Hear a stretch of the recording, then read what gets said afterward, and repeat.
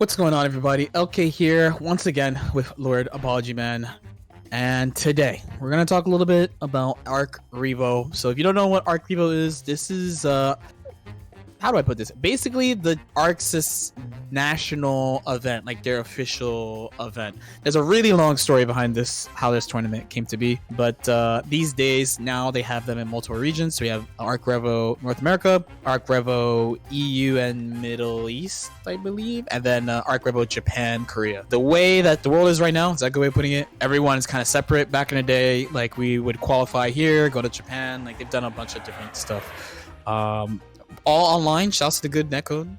Shouts to super sick netcode. And then also, of course, as you heard, so there's Japan, Korea, there's Middle East, EU, so all those EU countries. And then for North America, it's split into East Coast, Midwest, West Coast, Canada, and Mexico. So we're basically done with all the qualifiers, right? So NA qualifiers all done. EU, Middle East happened like in November. Like it happened a while ago. And Japan, Korea, they just had their run up to qualify to top 8, I believe. Yeah. So currently it's like after the Japan one is done, like it'll all be finished, but all the regions together, they're not all playing each other. It's not like we're qualifying for a big tournament together, because normally it's like that. It's like all these regions, they qualify for this bigger event. Generally that tournament is like in like California or something, or in Japan, but in this case, because we're in this online era with COVID and all that, they split it up into 3. So everyone within America, the regions that LK just said, which is Central, Mexico, East, West, all those regions, they would play in a tournament all together, the qualified players. It's the top 2 for every bracket in those regions. So the tournament that I just played in was the Arcrevo US West a few days ago. And the top 2 of that tournament qualify for the Arcrevo America. And I got 3rd. Pain. Why? So close. But it's okay.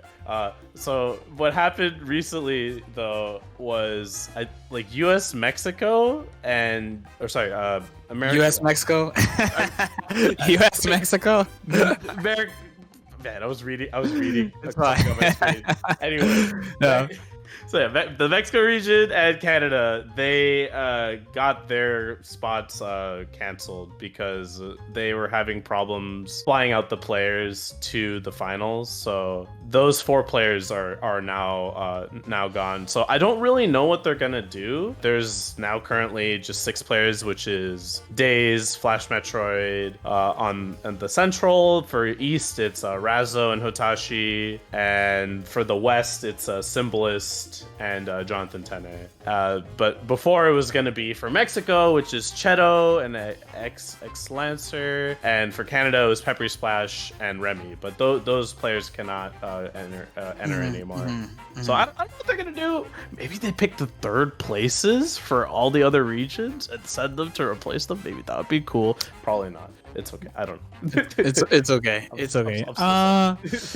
Yeah. So I actually thought they were gonna do it Red Bull style, basically, and they were gonna have some type of group stage, and then they would seed into 4, like a top 4 or something. Because they had 10 originally. I was like, isn't that random? Like, couldn't you just like make up a region like Texas, just have its own region? I was like, I don't know, just to make it even. Yeah. I was like, I don't know, or like I don't know, like Alaska be its own region or something like that. Canada and Mexico not being able to play is kind of sad, but you joke, but that's actually one legitimate solution they could do. They could actually get like the 3rd place, even go down as far as 4th place people and bring them in and do something so that there's group stages into like a final. That might turn into the standard. I feel like most official finals of fighting games kind of work that way, besides like Capcom Cup. I think Capcom Cup is just straight ass 32-man bracket and you just do your best, where like old school style. Yeah.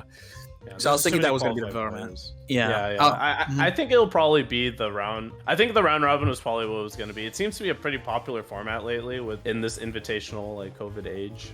Red Bull Kumite had it. The Dragon Ball regional finals also had it. Dragon Ball Nationals also had it. Yeah, Nationals had it too. Yeah, that's true. Yeah. So I was in those, and like it's a weird format, but I can see why a lot of tournaments have been using it lately. So we'll see. Maybe they'll just altogether just make it a 6-person round robin. That's a Could work. possibility too. Could work. Yeah. And so like if they don't go the extra person way, I actually think 6-man round robin would be lit because the main reason for people watching, the main reason why they do it that way is because like it depends on the tournament whether it's going to be a day or a weekend or a few hours or whatever. And by having the group stage / round robin format, not only do you get like the best possible seeding for the event, but then also you just have more games for people to watch because that's another thing. They want you to stay there and be engaged with the event in general. So if they go the 6-man round robin route, that's a lot of games.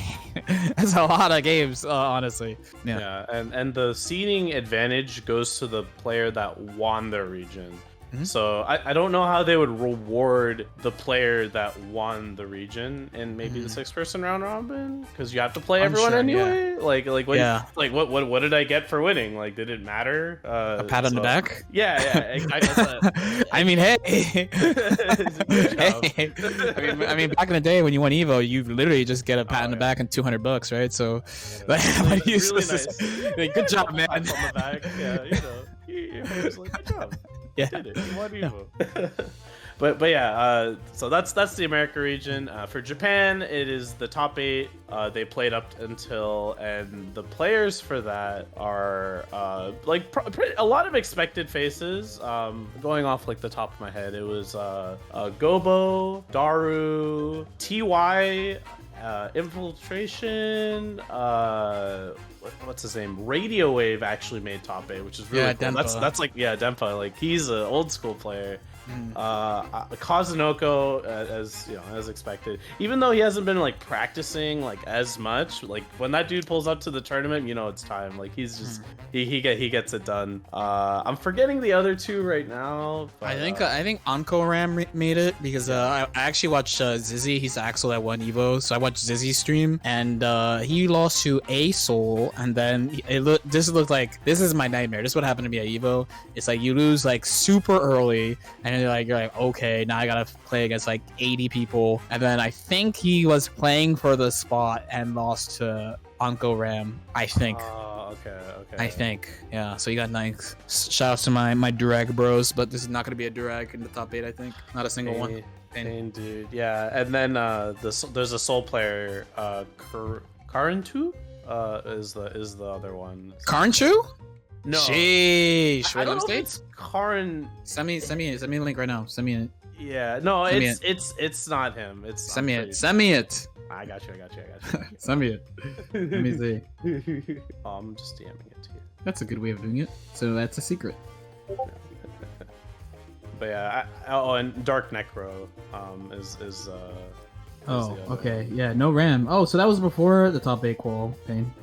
Yeah. I don't know who that soul is actually. Now I should go back and check that archive. I think I saw this guy play. That guy's soul's pretty nasty. If that's it's what like Doberman or something. Like his tag that I've seen before. He's super solid. He's a really, really good player.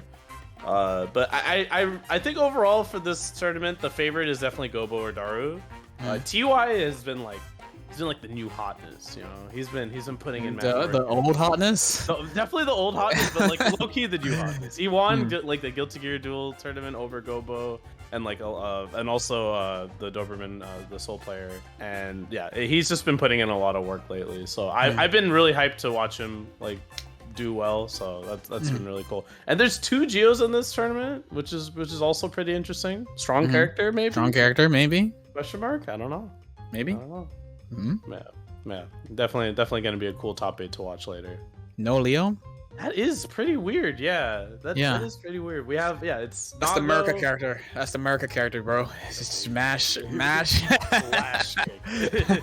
That's real American. Yeah.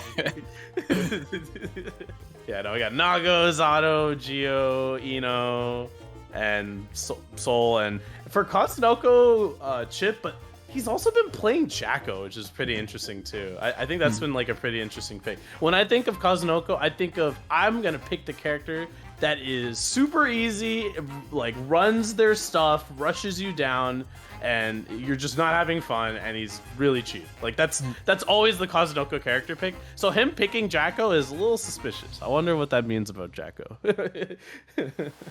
So I hope you guys liked that video. Let us know what your thoughts are on Arcrevo at the moment. Like and subscribe, and we'll see you guys next time.